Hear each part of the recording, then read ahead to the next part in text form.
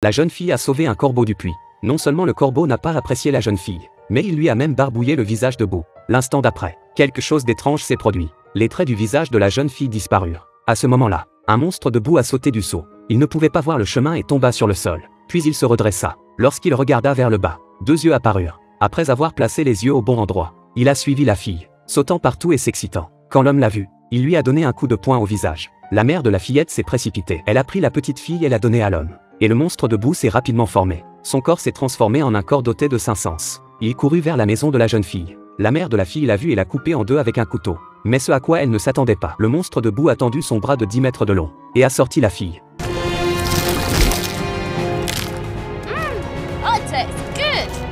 Le monstre de boue a sauté dans le puits et s'est éclipsé. C'est le 9e enfant perdu dans la ville. Les villageois n'ont pas eu d'autre choix que de faire appel à un célèbre exorciste, les frères Grimm. Après que les villageois leur ont raconté ce qui s'était passé, les frères Grimm ont commencé à agir. On peut voir leur habileté. Ils font ça depuis un jour ou deux. Ils sont dans le métier depuis plus d'un jour ou deux. À ce moment-là, le vent a soufflé. La sorcière est tombée du ciel. Les deux frères étaient nerveux. Mais tout s'est bien passé. Jacques a tiré une balle dans le cœur de la sorcière. La sorcière fut détruite. Les villageois se précipitèrent pour rapporter la nouvelle. L'instant d'après, la sorcière réapparut. Les deux frères ont maudit la sorcière. Qu'est-ce qui se passe ici? Il s'est avéré que c'était un tour de passe-passe. Ensuite, ils prirent l'argent et s'amusèrent au pub. Pendant ce temps, une fille en rouge cueillait des fruits dans la forêt. Lorsqu'un terrible sifflement se fit entendre, la jeune fille a eu tellement peur qu'elle s'est enfuie. Pendant qu'elle courait, elle a soudain trouvé un arbre qui bougeait. La jeune fille fut encore plus effrayée. Elle jeta son panier de fruits et courut plus vite. Lorsqu'elle sortit enfin de la forêt, elle vit qu'elle était en sécurité. Après un cri, la fillette disparut. Elle ne laisse que son petit chapeau rouge accroché à l'arbre. Le roi,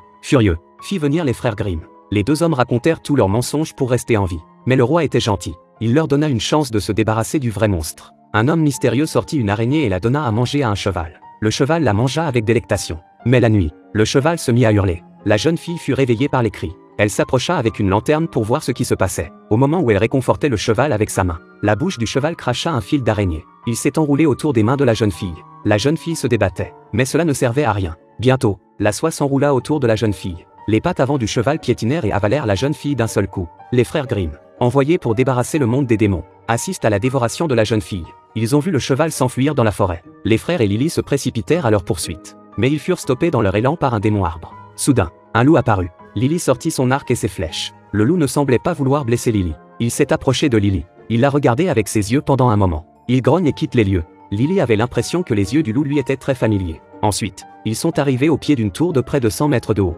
Lily nous a raconté. La légende raconte qu'il y a très longtemps, une belle reine vivait dans la tour. Elle avait le beau visage, mais elle était égoïste. Alors qu'elle allait se marier avec le roi, une peste a frappé. Le roi fut le premier à mourir. La reine construisit cette tour pour sauver sa vie, pensant qu'en restant à l'écart de la foule, elle serait à l'abri de la peste. Mais la peste se déplaçait au gré du vent. La reine finit par tomber malade et mourut dans la tour. Pour découvrir la vérité, Jacques attacha une corde et grimpa dans la tour. Il se rendit compte qu'il y avait 12 sarcophages disposés de façon ordonnée autour de la tour. Jacques entre dans la tour et trouve un livre ancien. Il y est écrit que la nuit de la lune de sang, 12 filles seront sacrifiées pour ressusciter la reine et obtenir la vie éternelle. Jacques a aussi trouvé la reine, qui s'était transformée en cadavre desséché. Et son frère, Will, a également trouvé quelque chose d'étrange. C'est un crapaud qui a pris vie. Will a donné un bon coup de langue au crapaud, puis le crapaud lui a montré le chemin. Une fille sort de l'eau. Will voulut voir ce qui se passait. Soudain, un loup affamé apparut. C'était un homme. Will eut tellement peur qu'il se cacha derrière un rocher. L'homme ramassa la fille dans l'eau. Il l'a mise dans un sarcophage rempli de verre. Lorsqu'il a mis l'anneau, celui-ci s'est instantanément transformé en une paire de chaussures en cristal.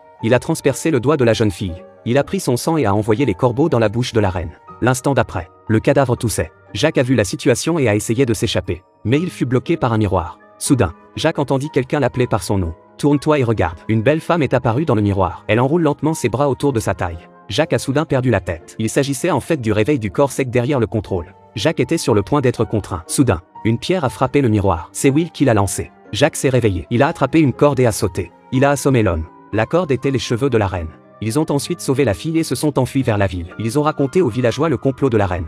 Mais le roi ne les a pas crus. Il pensait qu'ils mentaient. Il les a attachés, les a jetés dans les bois et a allumé un feu. Puis il les a fait sauter avec un canon. Heureusement, Lily est arrivée à temps pour les sauver. Alors qu'elle s'enfuyait, les hommes sont réapparus. Quand Lily a vu l'homme sous sa forme humaine, elle fut stupéfaite. C'était le père de Lily. Elle était sous le charme de la reine. Elle s'est transformée en loup-garou et est devenue son esclave. Et maintenant, Lily est la 12e fille à être sacrifiée. Elle a été congelée par le loup-garou. La reine se réveilla à nouveau et souffla un souffle de 1000 ans et éteignit instantanément le feu dans la forêt. La nuit de la lune de sang arriva bientôt. Will et eux deux devaient retourner à la tour. Ils étaient prêts à tout pour arrêter la reine. Mais il était trop tard. La reine a déjà bu le sang de 12 filles. La reine ratatinée a instantanément retrouvé sa beauté d'antan. Et Jacques, sous le contrôle de la reine, poignarde Will. La reine aimait le beau Will. Elle retira donc les clous du corps de l'homme et les planta dans le corps de Will. Et elle a fait de Will son esclave. Jacques s'est emparé d'une hache qui se trouvait à proximité et l'a fracassée sur le miroir. Le visage de la reine était couvert de fissures. En voyant une telle scène, le loup-garou sobre s'est emparé d'un énorme débris. Il sauta directement de la tour. Le miroir s'est brisé et la reine a explosé avec lui. Elle fut réduite à néant. La tour fut instantanément démantelée. À la fin de l'histoire, Will et Jacques ont réussi à sauver 12 filles et les ont ramenées en ville. Et ils devinrent de véritables maîtres de l'exorcisme.